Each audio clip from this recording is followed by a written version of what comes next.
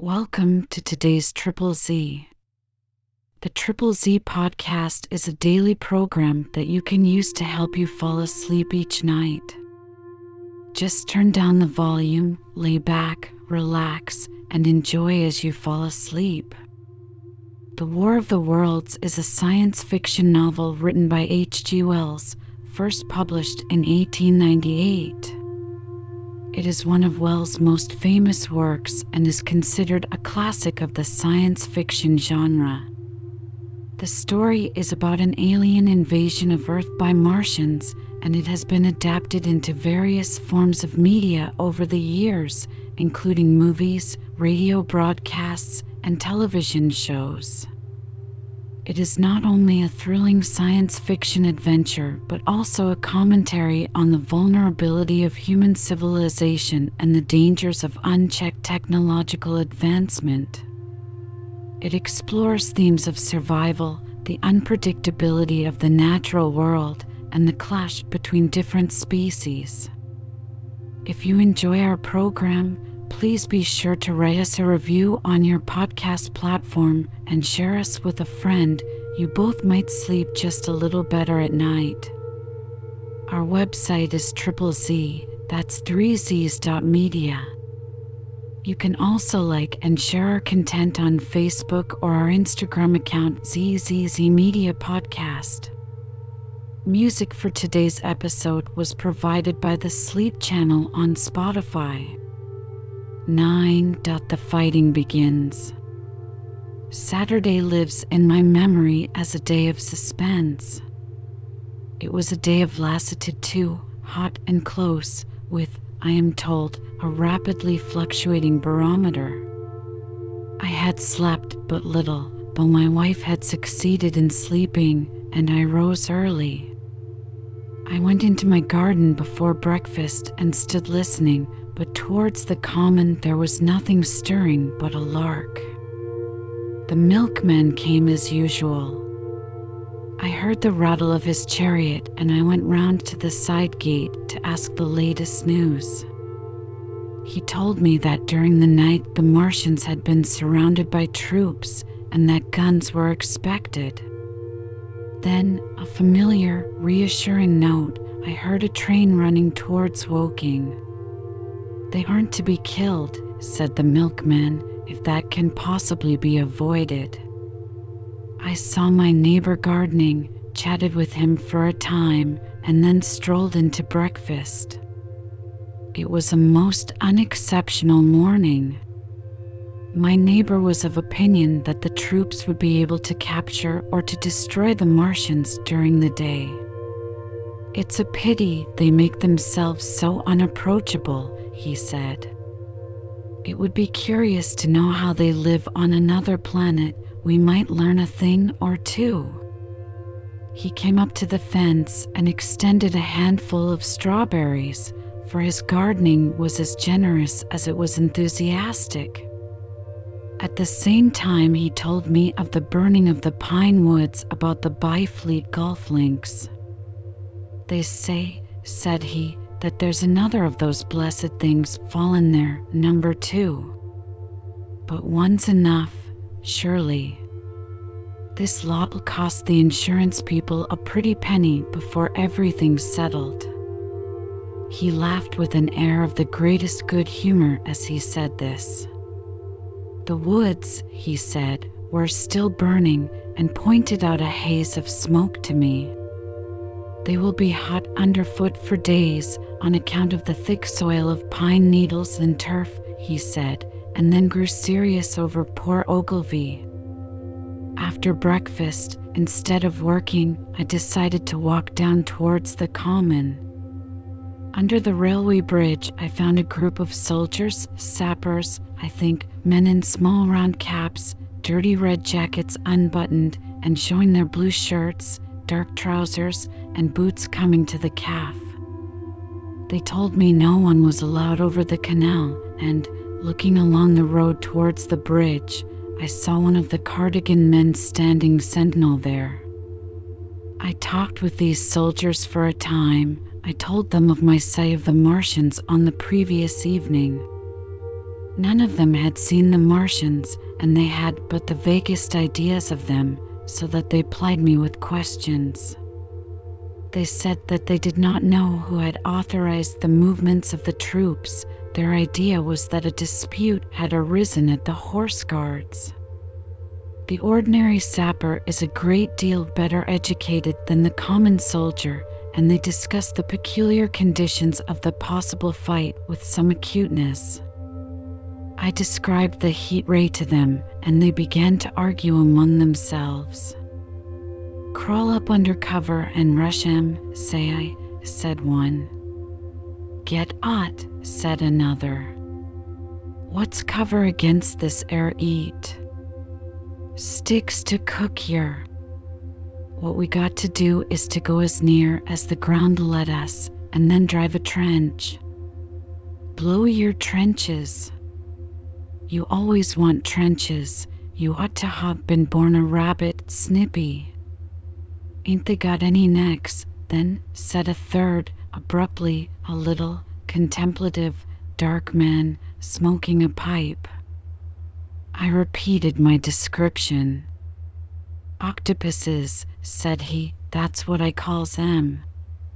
Talk about fishers of men, fighters of fish it is this time." "It ain't no murder killing beasts like that," said the first speaker. "Why not shell the darn things straight off and finish 'em?" said the little dark man. "You can't tell what they might do." "Where's your shells?" said the first speaker. "There ain't no time." "Do it in a rush, that's my tip, and do it at once." So they discussed it. After a while I left them and went on to the railway station to get as many morning papers as I could. But I will not weary the reader with a description of that long morning and of the longer afternoon. I did not succeed in getting a glimpse of the common, for even Horsell and Chobham church towers were in the hands of the military authorities. The soldiers I addressed didn't know anything. The officers were mysterious as well as busy. I found people in the town quite secure again in the presence of the military, and I heard for the first time from Marshall, the tobacconist, that his son was among the dead on the common. The soldiers had made the people on the outskirts of Horsell lock up and leave their houses. I got back to lunch about 2, very tired for, as I have said, the day was extremely hot and dull, and in order to refresh myself I took a cold bath in the afternoon. About 4:30 I went up to the railway station to get an evening paper, for the morning papers had contained only a very inaccurate description of the killing of Stent, Henderson, Ogilvy, and the others. But there was little I didn't know. The Martians did not show an inch of themselves. They seemed busy in their pit, and there was a sound of hammering and an almost continuous streamer of smoke. Apparently they were busy getting ready for a struggle. Fresh attempts have been made to signal, but without success, was the stereotyped formula of the papers. A sapper told me it was done by a man in a ditch with a flag on a long pole. The Martians took as much notice of such advances as we should of the lowing of a cow. I must confess the sight of all this armament, all this preparation, greatly excited me. My imagination became belligerent and defeated the invaders in a dozen striking ways. Something of my schoolboy dreams of battle and heroism came back. It hardly seemed a fair fight to me at that time. They seemed very helpless in that pit of theirs. About 3 o'clock there began the thud of a gun at measured intervals from Chertsey or Addlestone. I learned that the smoldering pine wood into which the second cylinder had fallen was being shelled, in the hope of destroying that object before it opened. It was only about 5, however, that a field gun reached Chobham for use against the first body of Martians. About 6 in the evening, as I sat at tea with my wife in the summer house talking vigorously about the battle that was lowering upon us, I heard a muffled detonation from the common, and immediately after a gust of firing. Close on the heels of that came a violent rattling crash, quite close to us, that shook the ground, and, starting out upon the lawn, I saw the tops of the trees about the Oriental College burst into smoky red flame, and the tower of the little church beside it slide down into ruin. The pinnacle of the mosque had vanished, and the roof line of the college itself looked as if a 100-ton gun had been at work upon it. One of our chimneys cracked as if a shot had hit it, flew, and a piece of it came clattering down the tiles and made a heap of broken red fragments upon the flower bed by my study window. I and my wife stood amazed. Then I realized that the crest of Mayberry Hill must be within range of the Martians' heat ray now that the college was cleared out of the way. At that I gripped my wife's arm and without ceremony ran her out into the road. Then I fetched out the servant, telling her I would go upstairs myself for the box she was clamoring for. "We can't possibly stay here," I said, and as I spoke the firing reopened for a moment upon the common. "But where are we to go?" said my wife in terror. I thought, perplexed. Then I remembered her cousins at Leatherhead. Leatherhead! I shouted above the sudden noise. She looked away from me downhill. The people were coming out of their houses, astonished. "How are we to get to Leatherhead?" she said. Down the hill I saw a bevy of hussars ride under the railway bridge. 3 galloped through the open gates of the Oriental College, 2 others dismounted and began running from house to house. The sun, shining through the smoke that drove up from the tops of the trees, seemed blood red and threw an unfamiliar lurid light upon everything. "Stop here," said I. "You are safe here," and I started off at once for the Spotted Dog, for I knew the landlord had a horse and dog cart. I ran, for I perceived that in a moment everyone upon this side of the hill would be moving. I found him in his bar, quite unaware of what was going on behind his house. A man stood with his back to me, talking to him. "I must have £1," said the landlord, "and I've no one to drive it." "I'll give you 2, said I, over the stranger's shoulder. "What for?" "And I'll bring it back by midnight," I said. "Lord," said the landlord, "what's the hurry?" "I'm selling my bit of a pig." £2, and you bring it back? What's going on now?" I explained hastily that I had to leave my home, and so secured the dog cart. At the time it did not seem to me nearly so urgent that the landlord should leave his. I took care to have the cart there and then drove it off down the road, and, leaving it in charge of my wife and servant, rushed into my house and packed a few valuables, such plate as we had, and so forth. The beech trees below the house were burning while I did this, and the palings up the road glowed red. While I was occupied in this way, one of the dismounted hussars came running up. He was going from house to house, warning people to leave. He was going on as I came out of my front door, lugging my treasures, done up in a tablecloth. I shouted after him, "What news?" He turned, stared, bawled something about crawling out in a thing like a dish cover, and ran on to the gate of the house at the crest. A sudden whirl of black smoke driving across the road hid him for a moment. I ran to my neighbor's door and rapped to satisfy myself of what I already knew, that his wife had gone to London with him and had locked up their house. I went in again, according to my promise, to get my servant's box, lugged it out, clapped it beside her on the tail of the dog cart, and then caught the reins and jumped up into the driver's seat beside my wife. In another moment, we were clear of the smoke and noise and spanking down the opposite slope of Mayberry Hill towards Old Woking.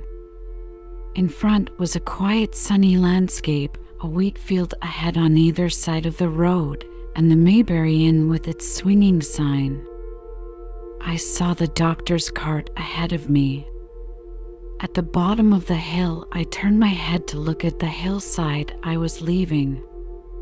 Thick streamers of black smoke shot with threads of red fire were driving up into the still air and throwing dark shadows upon the green treetops eastward. The smoke already extended far away to the east and west, to the Byfleet pine woods eastward, and to Woking on the west. The road was dotted with people running towards us. And very faint now, but very distinct through the hot, quiet air, one heard the whir of a machine gun that was presently stilled, and an intermittent cracking of rifles. Apparently, the Martians were setting fire to everything within range of their heat ray. I am not an expert driver, and I had immediately to turn my attention to the horse. When I looked back again, the second hill had hidden the black smoke. I slashed the horse with the whip and gave him a loose rein until Woking and Send lay between us and that quivering tumult. I overtook and passed the doctor between Woking and Send. Ext, I end the storm. Leatherhead is about 12 miles from Mayberry Hill. The scent of hay was in the air through the lush meadows beyond Purford, and the hedges on either side were sweet and gay with multitudes of dog roses. The heavy firing that had broken out while we were driving down Mayberry Hill ceased as abruptly as it began, leaving the evening very peaceful and still. We got to Leatherhead without misadventure about 9 o'clock, and the horse had an hour's rest while I took supper with my cousins and commended my wife to their care. My wife was curiously silent throughout the drive and seemed oppressed with forebodings of evil. I talked to her reassuringly, pointing out that the Martians were tied to the pit by sheer heaviness and at the utmost could but crawl a little out of it, but she answered only in monosyllables. Had it not been for my promise to the innkeeper, she would, I think, have urged me to stay in Leatherhead that night. Would that I had! Her face, I remember, was very white as we parted. For my own part, I had been feverishly excited all day. Something very like the war fever that occasionally runs through a civilized community had got into my blood, and in my heart I was not so very sorry that I had to return to Mayberry that night. I was even afraid that that last fusillade I had heard might mean the extermination of our invaders from Mars. I can best express my state of mind by saying that I wanted to be in at the death. It was nearly 11 when I started to return. The night was unexpectedly dark to me. Walking out of the lighted passage of my cousin's house, it seemed indeed black, and it was as hot and close as the day. Overhead, the clouds were driving fast, albeit not a breath stirred the shrubs about us. My cousin's men lit both lamps. Happily, I knew the road intimately. My wife stood in the light of the doorway and watched me until I jumped up into the dog cart. Then abruptly she turned and went in, leaving my cousin side by side wishing me good hap. I was a little depressed at first with the contagion of my wife's fears, but very soon my thoughts reverted to the Martians. At that time I was absolutely in the dark as to the course of the evening's fighting. I did not know even the circumstances that had precipitated the conflict. As I came through Occam, for that was the way I returned, and not through Send and Old Woking, I saw along the western horizon a blood-red glow, which as I drew nearer crept slowly up the sky. The driving clouds of the gathering thunderstorm mingled there with masses of black and red smoke. Ripley Street was deserted, and except for a lighted window or so, the village showed not a sign of life, but I narrowly escaped an accident at the corner of the road to Purford, where a knot of people stood with their backs to me. They said nothing to me as I passed. I do not know what they knew of the things happening beyond the hill, nor do I know if the silent houses I passed on my way were sleeping securely, or deserted and empty, or harassed and watching against the terror of the night. From Ripley until I came through Purford, I was in the valley of the Wey, and the red glare was hidden from me. As I ascended the little hill beyond Purford Church, the glare came into view again, and the trees about me shivered with the first intimation of the storm that was upon me. Then I heard midnight pealing out from Purford Church behind me, and then came the silhouette of Maybury Hill, with its treetops and roofs black and sharp against the red. Even as I beheld, this lurid green glare lit the road about me and showed the distant woods towards Addlestone. I felt a tug at the reins.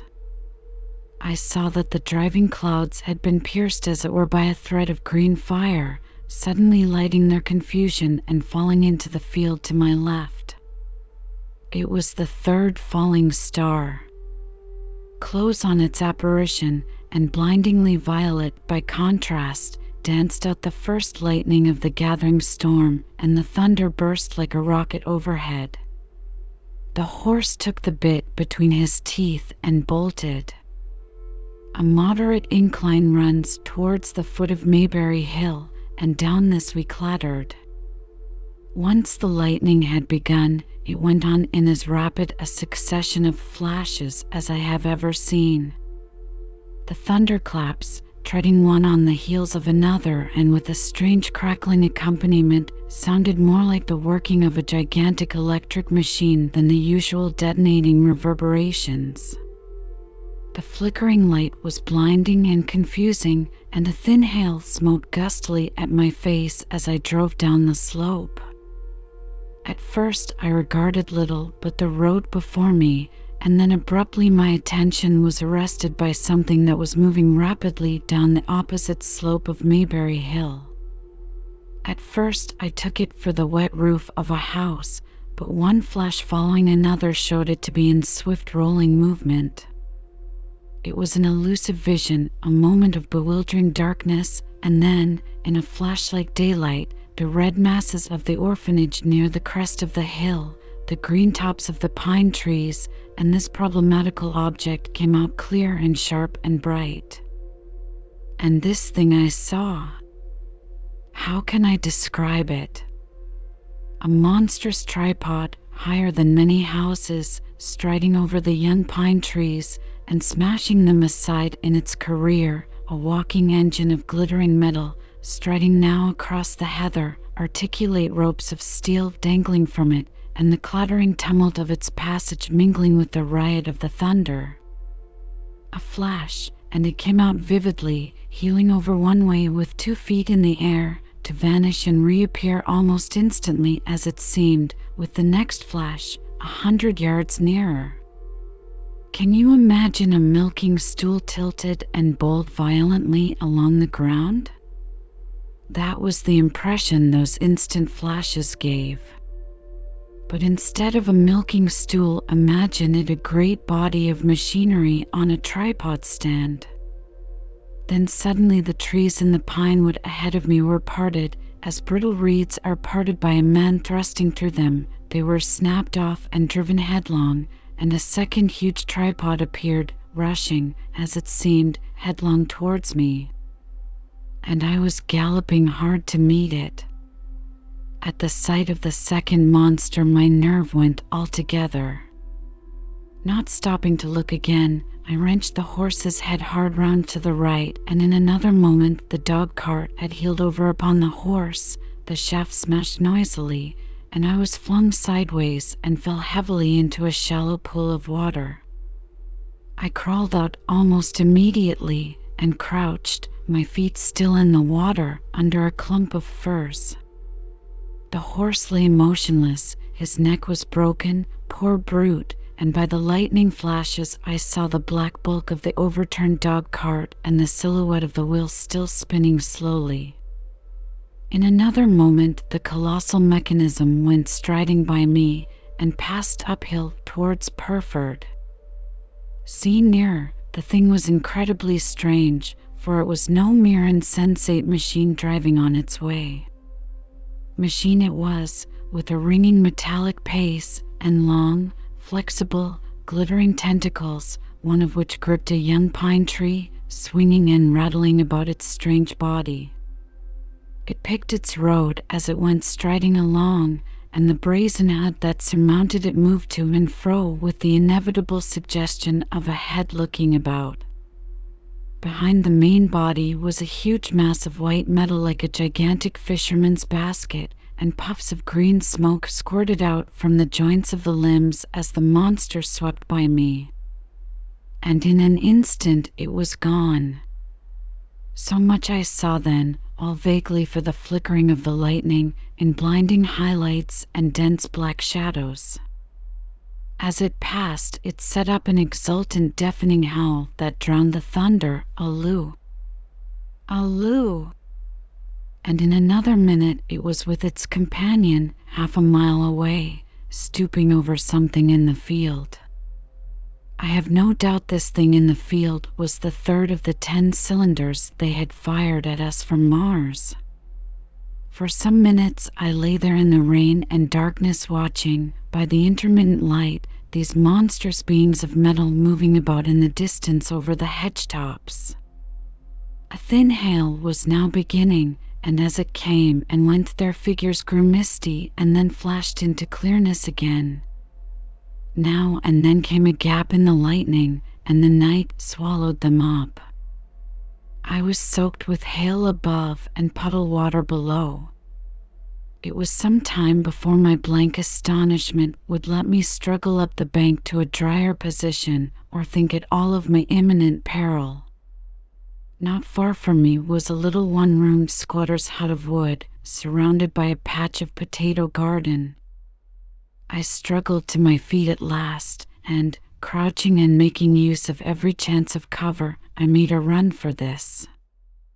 I hammered at the door, but I could not make the people hear, if there were any people inside, and after a time I desisted, and, availing myself of a ditch for the greater part of the way, succeeded in crawling, unobserved by these monstrous machines, into the pine woods towards Maybury.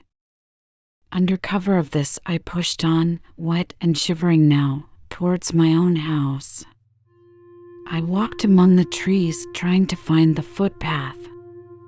It was very dark indeed in the wood, for the lightning was now becoming infrequent, and the hail, which was pouring down in a torrent, fell in columns through the gaps in the heavy foliage.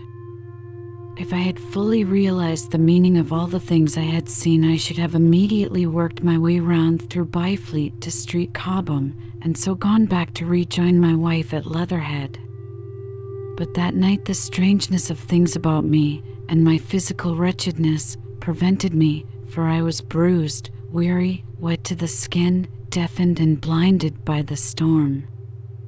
I had a vague idea of going on to my own house, and that was as much motive as I had.